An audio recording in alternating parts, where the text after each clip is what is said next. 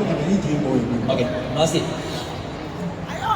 GMO itu singkatan dari Genetically Modified Organism, atau secara umum kita sebut transgenik. Ya, transgenik.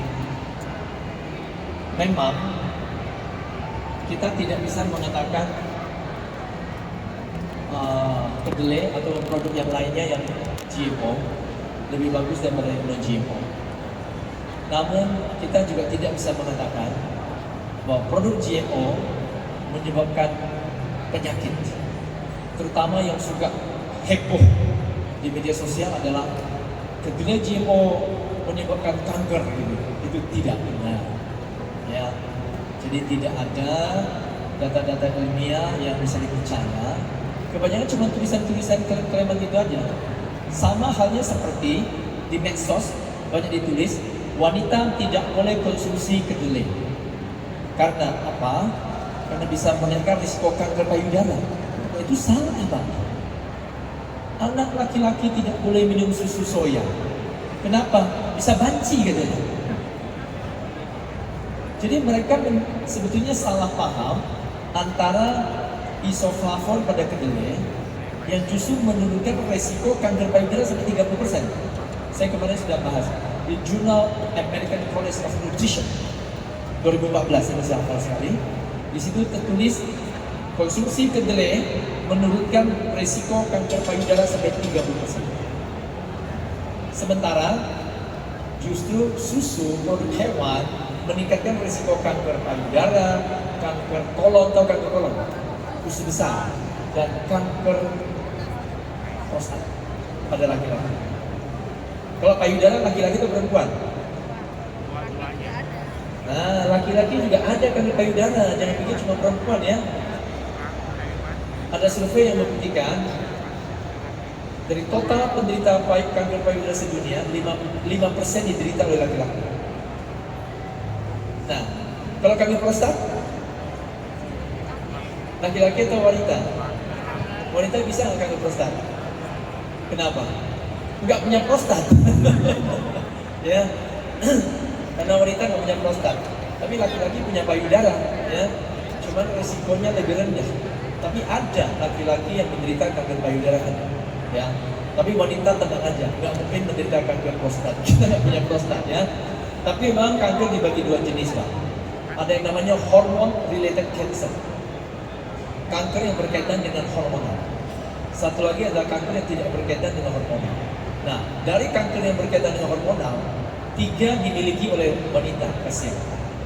Kanker payudara, breast cancer, uterine cancer, kanker rahim, sama ovarian cancer, kanker ovarian. Oh, ada satu lagi, tapi itu lebih karena infeksi. Kanker cervix, dengar cervical cancer, itu lebih karena infectious. Dia bukan karena kalau yang kanker payudara, kanker rahim, kanker ovarian ini tidak menular. Nah, kita dekat-dekat sama orang baru nggak akan menular. Tapi kalau berhubungan langsung bisa menular kanker cervix. Karena kanker cervix itu penyebab utamanya bukan karena pola makan, tetapi lebih karena infeksi virus. Tahu virus apa? HPV, Human Papilloma Virus. Ya, itu penyebab utama daripada kanker cervix. Jadi satu ya, payudara, rahim, ovarium, cervix, 4. Ya. Sedang laki-laki cuma ada 1, prostat. Ya. Dan sekali lagi saya tekankan, protein hewani terutama susu dalam penelitian menaikkan risiko kanker prostat sampai 60%. Lalu produk susu, apa itu? Keju, mentega, juga menaikkan risiko kanker prostat sekitar 32%. Ya. Daging merah meningkatkan risiko kanker usus besar sekitar 20%. 22 kalau salah kemarin. 18%. Yang olahan lebih tinggi, 20%. Tahu daging olahan? Hah? Sosis, ya. Kornet, ya. Ham, ya, bukan ham. Ham itu aja sih manusia. Jadi ini semua berkaitan dengan kanker yang tidak menular, lalu tidak yang tidak infeksius ya, tidak menular, namanya NCD, non-communicable disease. WHO lebih suka menggunakan NCD. Jadi selain tadi yang menular seperti seperti apa tadi? Cervix. Lalu ini kanker hati. Bapak Ibu pernah tahu hati kita di mana? Kalau Bapak Ibu sakit hati pegang ini. Ini sakit jantung. Aduh sakit hati. Padahal sakit jantung. Jantung kita di sini ya. Hati kita di mana? Ini lambung, Pak. Di sini ya. Besok-besok sakit hati pegang sini ya. Bukan pegang sini. Ini sakit jantung. Hanya tubuh manusia dan tubuh hewan yang bisa menghasilkan kolesterol. Siapa bilang ikan tidak punya kolesterol? Ikan kolesterol 40 sampai 140 mg, cukup tinggi. Memang masih kalah dengan apa? Jeroan. Jeroan lebih tinggi. Ya. Lalu seafood yang lain juga tinggi. Tapi masih kalah lagi dengan kuning telur. Kuning telur itu kolesterolnya 1500 mg. Ya, tinggi banget. Lalu yang paling tinggi apa? Otak. Otak 2000 mg kolesterol. Ya. Jadi dulu waktu saya masih kecil di kampung kalau mau sekolah, mau ujian, orang tua suka pesan ya, tante-tante, om-om, makan otak ya, biar besok juara 1. Saya bilang kalau makan otak hewan bisa juara 1, hewannya lebih pintar daripada saya. Sama kayak orang bilang, makan ikan, jadi pintar.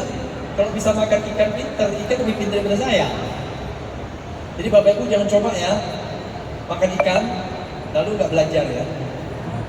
Mau makan ikan sebagus nggak belajar tetap bodoh ya. Jadi yang penting belajarnya bukan makan ikannya. Ya. Lagian omega 3 ikan bukan paling tinggi kok. Kemarin sudah saya paparkan semua data ilmiahnya dari hasil lab. Ikan maksimal cuma 15,5% kok. So the omega 3 in fish is like 0.7 to 15.5%. Nggak tinggi. And this is below or lower than the omega 3. Ya. Dalam apa? Lebih rendah daripada omega 3 di dalam apa? Chia seed flaxseed, biji rami flaxseed tinggi banget. So flaxseed contains a very high omega 3. It's like 22.8%, 22,8%. Lalu chia seed sekitar berapa? 17.8% omega 3 chia seed. And be careful, the omega 3 is not thermostable. Bapak Ibu saya sedikit campur Inggris karena kita ada tamu-tamu dari luar negeri. Alex ya, tamu kita nanti speaker dari Singapura. Lalu tadi ada Julia dari Slovakia ya. Dan siapa lagi ya? Masih ada Eric dari Amerika. Lalu kita ada undang berapa speaker dari luar negeri. Siapa lagi satunya? Michael dari Ceko ya. Kemudian ada lagi yang berapa yang belum hadir? Raj Kumar dari Malaysia. Siapa lagi ya? Ada Vio dari Hong Kong ya. Oke, kira-kira begitu sedikit gitu. Jadi Pak, komentar saya tidak boleh mengatakan GMO lebih bagus daripada yang alamiah, yang non-GMO. Tapi saya juga tidak boleh mengatakan yang GMO menyebabkan penyakit, terutama kanker yang sudah digembar-gemborkan. Itu tidak ada jurnal ilmiah, scientific evidence base-nya. Ya. Cuman tentunya kalau memang bisa pilih yang non-GMO ya lebih bagus. Tapi seperti yang Bapak bilang, di pasar sekarang banyak GMO. Lalu organik. Makanya kami membuat tempe dari kedelai organik dan kedelai non-GMO. Tapi terus terang, saya tidak berani mengatakan kalau GMO itu menyebabkan kanker. Ya. Lalu organik. Nah, untuk organik saya berani mengatakan. Karena memang ada penelitian bahwa pestisida itu bisa menyebabkan kanker. Jadi kalau organik itu kan tidak oleh pestisida. Ya. Tapi Bapak Ibu jangan kaget. Saya mau tanya, residu pestisida lebih tinggi dalam produk hewani atau nabati? Coba tolong jawab.